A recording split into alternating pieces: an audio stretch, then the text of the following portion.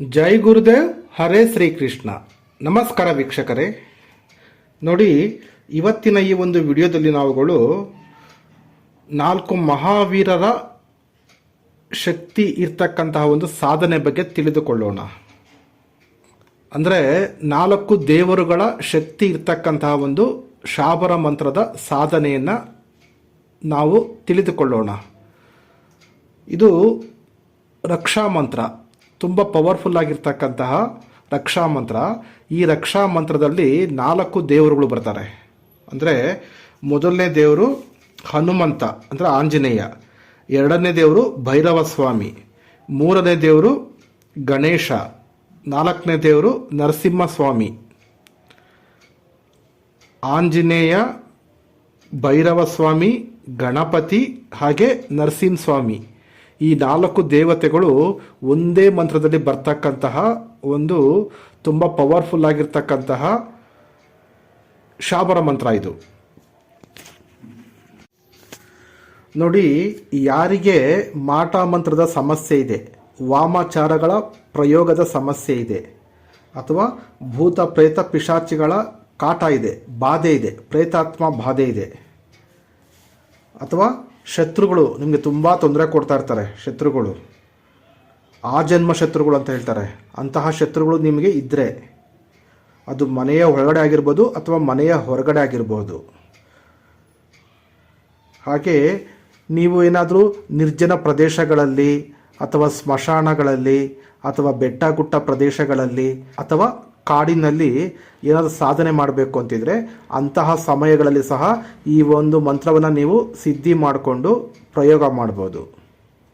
ಅಥವಾ ನೀವು ಒಂಟಿಯಾಗಿಲ್ಲಾದರೂ ನಿರ್ಜನ ಪ್ರದೇಶದಲ್ಲಿ ಅಥವಾ ಕೆಲವೊಂದು ಕೆಟ್ಟ ಜಾಗಗಳಲ್ಲಿ ನೀವೇನಾದರೂ ಹೋಗ್ತೀರಾ ಅಥವಾ ಹೋಗಬೇಕಾಗಿ ಬಂದರೆ ಅಂತಹ ಸಂದರ್ಭಗಳಲ್ಲೂ ಸಹ ನಿಮ್ಮ ರಕ್ಷಣೆಗೋಸ್ಕರ ಈ ಒಂದು ಶಾಬರ ಮಂತ್ರದ ರಕ್ಷಾ ಮಂತ್ರವನ್ನು ಜಪ ಮಾಡಿ ನಿಮ್ಮ ಸುತ್ತಲೂ ರಕ್ಷಾ ಕವಚವನ್ನು ಹಾಕ್ಕೊಂಡು ನೀವು ಹೋಗಬಹುದು.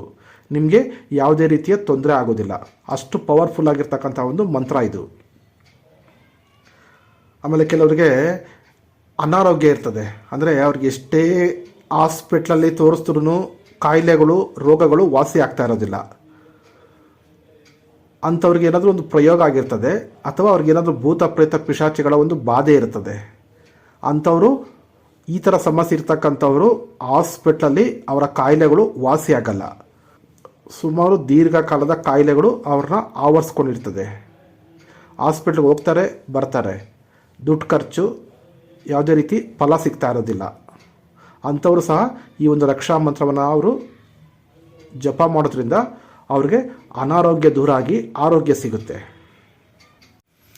ಈ ಒಂದು ರಕ್ಷಾ ಮಂತ್ರವನ್ನು ನೀವು ಸಾಧನೆ ಮಾಡಿ ಸಿದ್ಧಿ ಮಾಡಿಕೊಂಡ್ರೆ ನಿಮಗೂ ಸ್ವಂತ ತಮಗೆ ತಾವೇ ನೀವು ಬಳಸ್ಕೊಳ್ಬೋದು, ಪ್ರಯೋಗ ಮಾಡ್ಕೊಳ್ಬೋದು, ಅಥವಾ ನಿಮ್ಮ ಮನೆಗೆ ಪ್ರಯೋಗ ಮಾಡ್ಬೋದು. ಒಂದು ಸಾಧನೆಗೆ ಇರ್ತಕ್ಕಂಥ ನೀತಿ ನಿಯಮಗಳು ಹಾಗೆ ಸಾಮಗ್ರಿಗಳ ಬಗ್ಗೆ ತಿಳಿಸ್ತೀನಿ, ತಿಳ್ಕೊಳ್ಳಿ.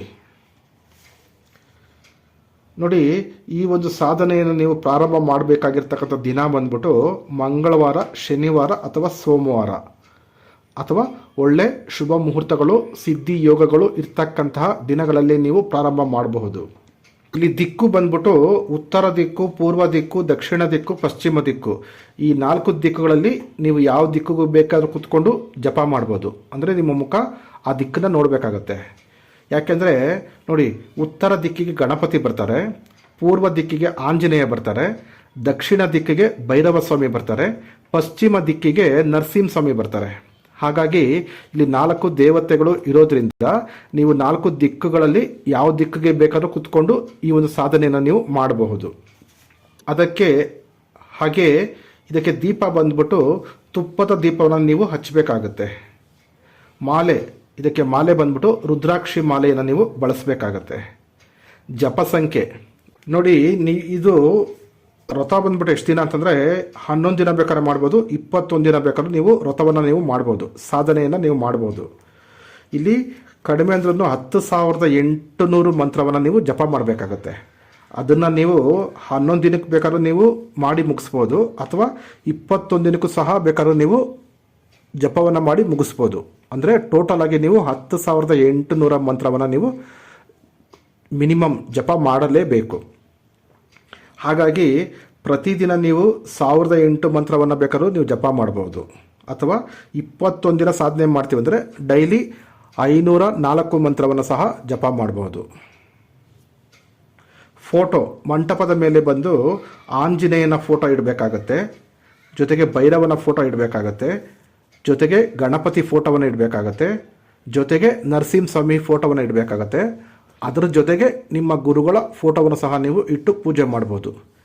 ನಿಮ್ಮ ಇಷ್ಟ ದೇವರಿದ್ದರೆ ಆ ದೇವತೆಗಳ ಫೋಟೋವನ್ನು ಸಹ ಇಡ್ಬೋದು, ಅಥವಾ ನಿಮ್ಮ ಮನೆ ದೇವರು ಕುಲದೇವರು ಅವ್ರ ಫೋಟೋವನ್ನು ಸಹ ಇಡಬಹುದು, ಇಟ್ಟು ಪೂಜೆ ಮಾಡಬಹುದು.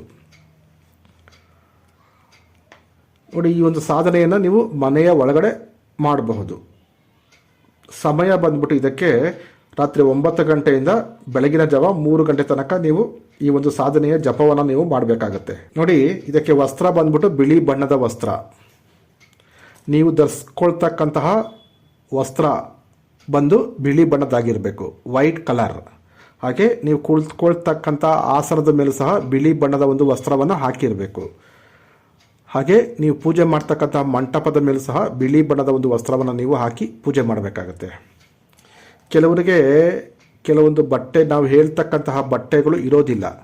ಅಂಥವ್ರು ಏನು ಮಾಡ್ಬೋದು, ಮೈ ಮೇಲೆ ಹಾಕ್ಕೊಟ್ರೆ ಸಾಕು. ಒಂದು ಶಾಲು ಥರ ತಗೊಂಡು ಒಂದು ಪಂಚೆ ಗಿಂಚಿದ್ರೆ ಅದನ್ನು ಮೈ ಮೇಲೆ ಹಾಕ್ಕೊಂಡು ಸುತ್ತಕೊಂಡು ನೀವು ಮಾಡ್ಬೋದು. ಈಗ ಕೆಲವರು ಹೆಣ್ಮಕ್ಳು ಮಾಡ್ತಾರೆ, ಅವ್ರಿಗೆ ಬಟ್ಟೆಗಳು ಆ ಕಲರ್ ಬಟ್ಟೆ ಇರೋದಿಲ್ಲ. ಅಂಥವರು ಅಂತಹ ಕಲರ್ ಬಟ್ಟೆನ ತಗೊಂಡು ಮೈ ಮೇಲೆ ಸಹ ಹಾಕ್ಕೊಂಡು ನೀವು ಮಾಡಬಹುದು,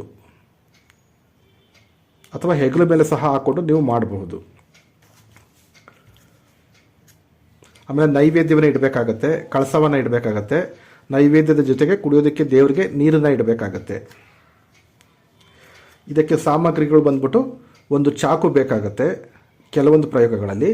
ಇನ್ನು ಕೆಲವು ಪ್ರಯೋಗಗಳಲ್ಲಿ ಹಳದಿ ಸಾಸಿವೆ ಬೇಕಾಗತ್ತೆ. ಇನ್ನು ಕೆಲವೊಂದು ಪ್ರಯೋಗಗಳಲ್ಲಿ ಬೇವಿನ ಸೊಪ್ಪು ಅಥವಾ ನವಿಲುಗರಿ ಅಥವಾ ಗಾಯಕ ಬಾಲ್ ಅಂತ ಹೇಳ್ತಾರೆ, ಅಂದರೆ ಹಸುವಿನ ಬಾಲದಿಂದ ಮಾಡಿರ್ತಕ್ಕಂಥ ಒಂದು ಜಾಡ. ಇಷ್ಟು ಬೇಕಾಗಿರ್ತಕ್ಕಂಥ ಸಾಮಗ್ರಿಗಳು.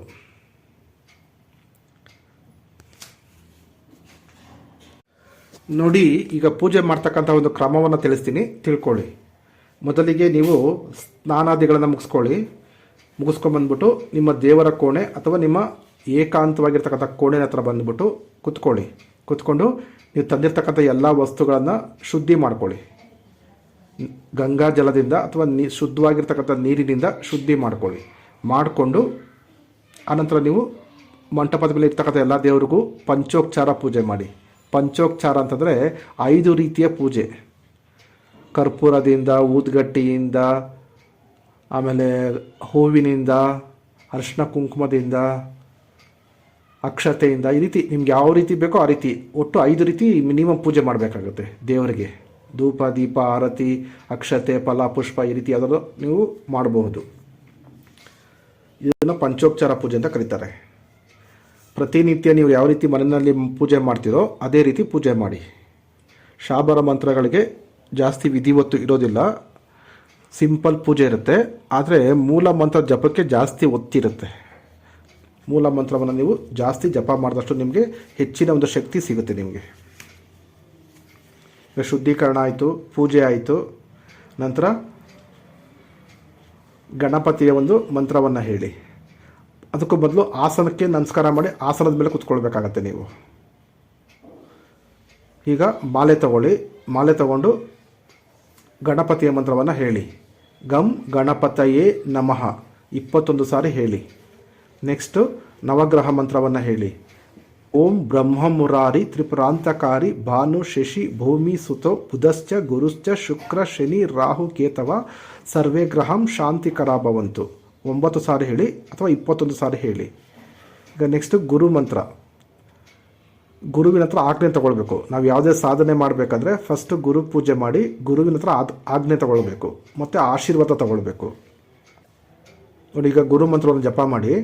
ನಿಮ್ಮ ಗುರುಗಳು ಇದ್ದರೆ ಅಥವಾ ನಿಮ್ಗೆ ಯಾರಾದರೂ ಗುರುಗಳು ಗುರು ಮಂತ್ರವನ್ನು ಕೊಟ್ಟಿದ್ರೆ ಆ ಗುರು ಮಂತ್ರವನ್ನು 108 ಸಾರಿ ಜಪ ಮಾಡಿ.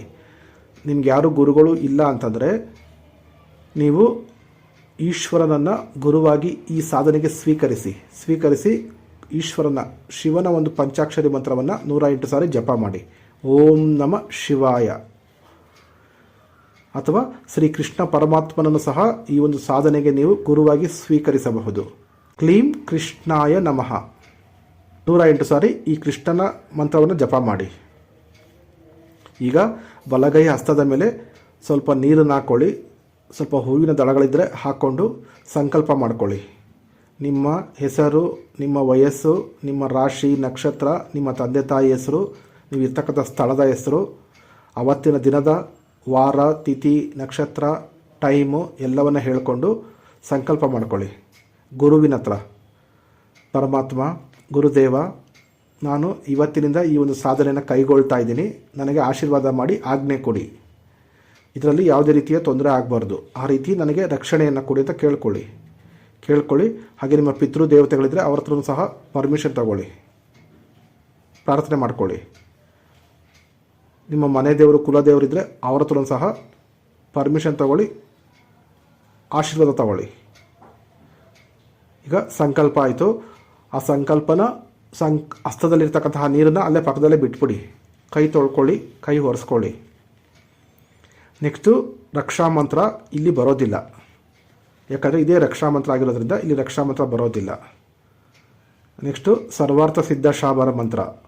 ಗುರು ಸಟ್ ಗುರು ಹೈವೀರ್ ಗುರು ಸಾಹಬ್ ಸುಮರೋ ಬಡಿ ಬಾತ್ ಸಿಂಗಿ ಟೋರೋ ಒನ್ ಕಹೋ ಮನ್ ನಾವೋ ಕರ್ತಾರ್ ಸಕಲ್ ಗುರುನ್ ಕಾ ಹರ್ ಬಜೆ ಗಟ್ಟಾ ಪಕರ್ ಉಟ್ ಜಾಕ್ ಚೇತು ಸಂಬಾರ್ ಶ್ರೀ ಪರಮಹಂಸ್. ಈ ಒಂದು ಸರ್ವಾರ್ಥ ಸಿದ್ಧ ಶಾಬರ ಮಂತ್ರವನ್ನು 21 ಸಾರಿ ಹೇಳಬೇಕಾಗತ್ತೆ. ನೆಕ್ಸ್ಟ್ ಈಗ ಮೂಲ ಮಂತ್ರವನ್ನು ನೀವು ಜಪ ಮಾಡಬೇಕಾಗತ್ತೆ. ನೋಡಿ, ಮೂಲ ಮಂತ್ರ ಈ ರೀತಿ ಇದೆ.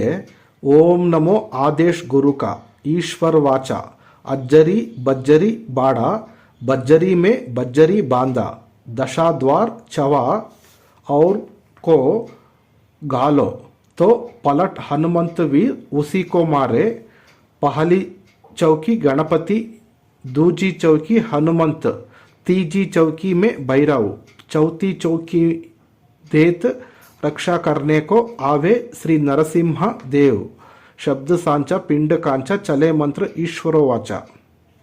मत्तೊಮ್ಮೆ ಮಂತ್ರ ಹೇಳ್ತೀನಿ ನೋಡಿ. ಓಂ ನಮೋ ಆದೇಶ್ ಗುರುಕ ಈಶ್ವರ್ ವಾಚ अज्जरी बज्जरी बाड़ा बज्जरी में बज्जरी बांधा दशाद्वारो चवा और को घालो तो पलट हनुमंत वीर उसी को मारे पहली चौकी गणपति दूजी चौकी हनुमंत तीजी चौकी में भैरव चौथी चौकी देत रक्षा करने को आवे श्री नरसिंह देव शब्द सांच पिंड कांच चले मंत्र ईश्वरो वाच. ಈ ಮಂತ್ರವನ್ನು ನೀವು ಜಪ ಮಾಡಿ. ಮೂಲ ಮಂತ್ರವನ್ನು ತುಂಬ ಪವರ್ಫುಲ್ ಆಗಿರ್ತಕ್ಕಂಥ ಮಂತ್ರ ಇದು. ಇಲ್ಲಿ 4 ಮಹಾವೀರರ ಶಕ್ತಿ ಇದೆ. 4 ಬೇರೆ ಮಂತ್ರಗಳಲ್ಲಿ ಒಂದೊಂದು ದೇವತೆಗಳನ್ನು ನಾವು ಕರೆದು ರಕ್ಷಣೆ ಕೊಡ್ತೀವಿ, ಆದರೆ ಇಲ್ಲಿ ಪವರ್ಫುಲ್ ಆಗಿರ್ತಕ್ಕಂಥ ದೇವರು, ಅದರಲ್ಲೂ 4 ದೇವರು ಒಟ್ಟಿಗೆ ಬಂದು ನಿಮ್ಗೆ ರಕ್ಷಣೆ ಕೊಟ್ಟರೆ ನೀವು ಹೇಗಿರ್ಬೋದು ಹೇಳಿ? ಯಾವುದೇ ಸಮಸ್ಯೆ ಇಲ್ಲದಂಗೆ ನೀವು ಪ್ರೊಟೆಕ್ಟಿವ್ ಆಗಿರ್ತೀರ, ರಕ್ಷಾ ಕವಚದಲ್ಲಿ ನೀವು ರಕ್ಷಣೆಯಲ್ಲಿರ್ತೀರ. ಈಗ ಮೂಲ ಮಂತ್ರ ಆದಮೇಲೆ ಆರತಿನ ಮಾಡಿ, ಕರ್ಪೂರವನ್ನು ಹಚ್ಚಿ ಆರತಿ ಮಾಡಿ. ಆರತಿ ಆದಮೇಲೆ ಅರ್ಪಣೆ ಮಾಡಿ. ಅಲ್ಲಿರ್ತಕ್ಕಂತಹ ಎಲ್ಲ ವಸ್ತುಗಳನ್ನು, ಪೂಜೆಯನ್ನು, ಜಪ ಮಾಡಿರ್ತಕ್ಕಂಥ ಮಂತ್ರವನ್ನು ಎಲ್ಲವನ್ನು ಅರ್ಪಿಸಿ. ಪರಮಾತ್ಮ, ನಾನು ಜಪ ಮಾಡಿರ್ತಕ್ಕಂಥ ಇವತ್ತಿನ ಈ ಒಂದು ಇಷ್ಟು ಮಂತ್ರವನ್ನು ಸ್ವೀಕರಿಸಿ ನನಗೆ ಸಿದ್ಧಿ ಮಾಡಿಕೊಡು ಅಂತ ಹೇಳಿ. ಆನಂತರ ನೈವೇದ್ಯವನ್ನು ಸ್ವೀಕರಿಸು, ಪಾನೀಯವನ್ನು ಸ್ವೀಕರಿಸು, ಪೂಜೆಯನ್ನು ಸ್ವೀಕರಿಸು ಅಂತ ಹೇಳಿ. ನೆಕ್ಸ್ಟು ಕ್ಷಮಾ ಪ್ರಾರ್ಥನೆ.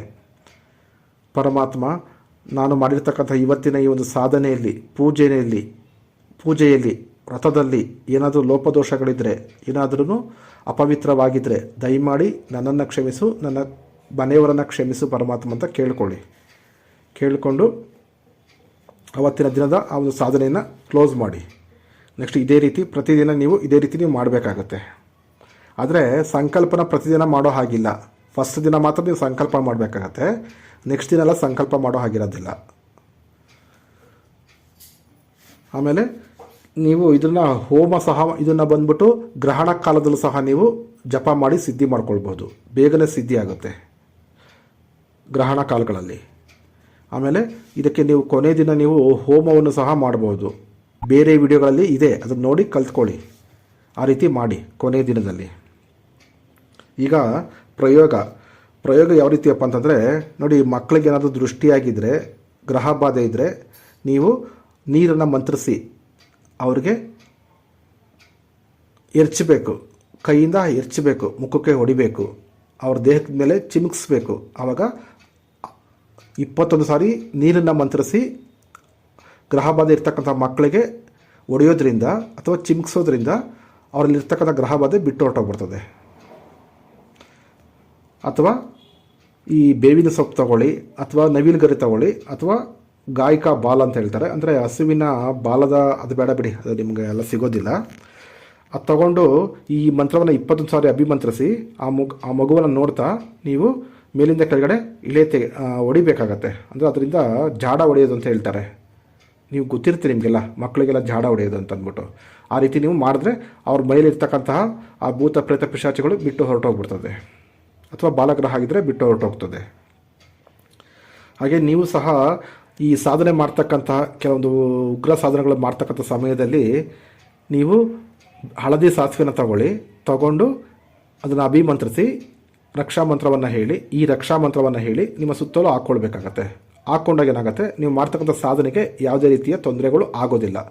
ಯಾವುದೇ ಭೂತ ಪ್ರೇತ ಪಿಶಾಚಿಗಳಿಂದ, ಋಣಾತ್ಮಕ ಶಕ್ತಿಗಳಿಂದ, ಕ್ರಿಮಿಕೀಟಗಳಿಂದ, ಸರ್ಪಗಳಿಂದ, ದುಷ್ಟ ಶಕ್ತಿಗಳಿಂದ, ದುಷ್ಟ ಪ್ರಾಣಿಗಳಿಂದ, ಶತ್ರುಗಳಿಂದ ಯಾವುದೇ ರೀತಿ ನಿಮಗೆ ತೊಂದರೆ ಆಗಲ್ಲ. ನಿಮ್ಮ ಸಾಧನೆ ಈಸಿಯಾಗಿ ಆಗುತ್ತೆ, ಈಸಿಯಾಗಿ ಮಾಡ್ಬೋದು ನಿಮ್ಮ ಸಾಧನೆಯನ್ನು.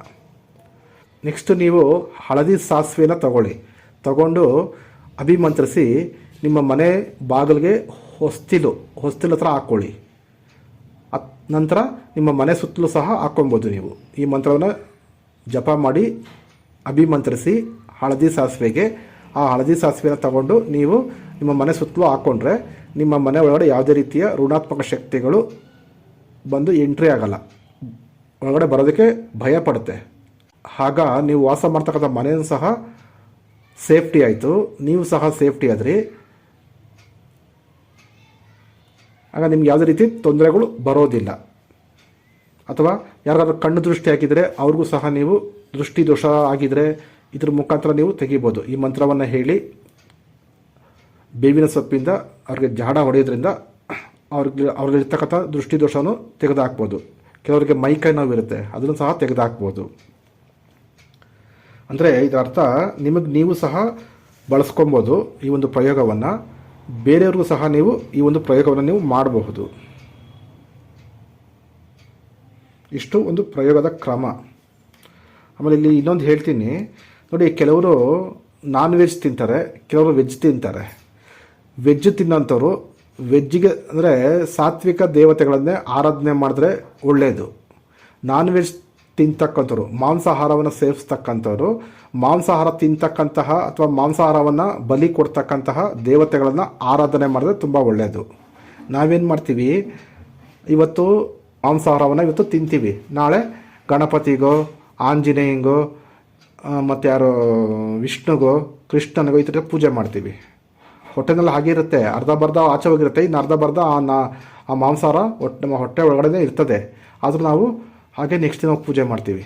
ಹಾಗಾಗಿ ನಿಮ್ಗೇನಾದರೂ ನಾನ್ ವೆಜ್ ಬಿಡೋಕ್ಕಾಗಲ್ಲ, ನಾನ್ ವೆಜ್ ತಿನ್ನಲೇಬೇಕು ಅಂತಂದರೆ ನಾನ್ ವೆಜ್ಗೆ ಸಂಬಂಧಪಟ್ಟಂತಹ ದೇವತೆಗಳು, ದೇವರುಗಳು, ಶಕ್ತಿಗಳು ಸುಮಾರಿದೆ, ಅವನ್ನು ಆರಾಧನೆ ಮಾಡಿ, ಅದರ ಒಂದು ಸಾಧನೆಯನ್ನು ಮಾಡಿ. ಆಗ ನಿಮಗೆ ಯಾವುದೇ ರೀತಿ ಸಮಸ್ಯೆ ಆಗಲ್ಲ, ದೋಷ ಬರೋದಿಲ್ಲ. ತಿನ್ನೋದು ನಾನ್ ವೆಜ್ಜು, ಮಾಂಸಾಹಾರ, ಡ್ರಿಂಕ್ಸು, ಸ್ಮೋಕು, ಸಿಗರೇಟ್ ಸೇದೋದು, ಧೂಮಪಾನ ಮಾಡೋದು, ಮದ್ಯಪಾನ ಮಾಡೋದು, ಮಾಂಸಾಹಾರವನ್ನು ಸೇವನೆ ಮಾಡೋದು, ನೆಕ್ಸ್ಟ್ ದಿನ ಸಾತ್ವಿಕ ದೇವತೆಗಳನ್ನು ಆರಾಧನೆ ಮಾಡೋದು, ಅಲ್ಲಿ ನಿಮಗೆ ದೋಷಗಳು ಬರುತ್ತೆ. ಹಾಗಾಗಿ ಇದನ್ನು ನೀವು ಮೈಂಡಲ್ಲಿಟ್ಕೊಂಡು ಕೆಲವೊಂದು ಬದಲಾವಣೆಗಳನ್ನು ಮಾಡಿಕೊಳ್ಳಿ. ನೋಡಿ, ಇದಕ್ಕಿರ್ತಕ್ಕಂಥ ಸೂಚನೆ, ಈ ಒಂದು ವ್ರತಕ್ಕೆ ನೀವು ಬ್ರಹ್ಮಚರ್ಯವನ್ನು ಪಾಲನೆ ಮಾಡಬೇಕು. ಹಾಗೆ ಸಾತ್ವಿಕ ಆಹಾರವನ್ನು ಮಾತ್ರ ನೀವು ಸೇವಿಸಬೇಕು.